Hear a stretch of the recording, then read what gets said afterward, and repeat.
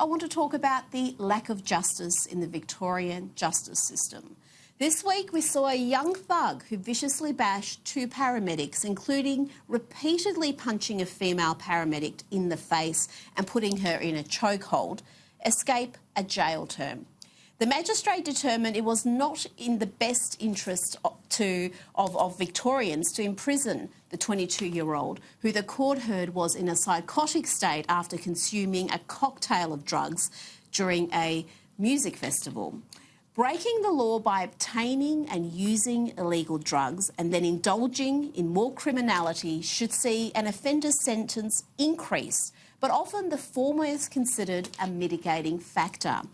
In this case, the offender's autism spectrum traits, depressed state and prospects of rehabilitation were considered more important than justice for his victims, one of whom was so badly injured, both physically and psychologically, that she has been unable to return to work.